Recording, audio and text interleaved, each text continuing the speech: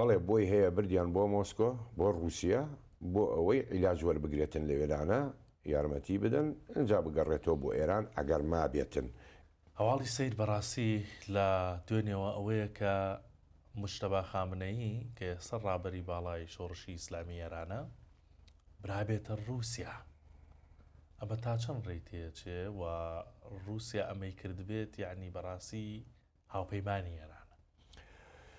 یعنی ڕەنگە ئەو خەبەرە ڕاست بێت چونکە تاکو ئێستا مجتەبا کە ئەلان کرا ئەو مرشیدی ئێرانە ڕابەرە تاکو ئێستا دەرنەکەوتووە و دەنگیشی گوێ لێ نەبووە، پەیامەکەشی کەناردی نووسرا بوو کە خوێندرایەوە.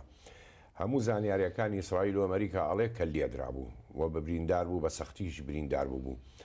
تۆ ئەگەر سەیری ئێران بکەی ئێستا کە شۆن نەماوە لە ئێران لێ نەدرێتن و نەدۆزرێتەوە، بەڵێ بۆی هەیە بردیان بۆ مۆسکۆ بۆ رووسیا بۆ ئەوەی عیلاج وەربگرێتن لە وێرانە یارمەتی بدەن ئەجا بگەڕێتەوە بۆ ئێران ئەگەر مابێتن.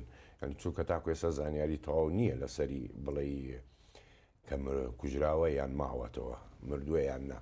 بەڵێ رووسیا هاوکاری ئێرانە کاتن ئێستا لەم کاتەوە بە زۆریش. تەنها ئەوەش بزانە کە ڕئیس ئەرکانی سوپای ئەمریکا لە ماوەی 13 ڕۆژە لە 6,000 هەدەفی داوە لە ئێرانە، ینی شووە نەماوە لێن بەدایتر تەواو ئیتر لە چووەدا لەوە زیاتر 6,000 هەدەف هەڵی بژاردووە. بەڵێ بۆی هەیە لە رووسیا بێتن لە وێرانە عیلاج وەربگرێتن.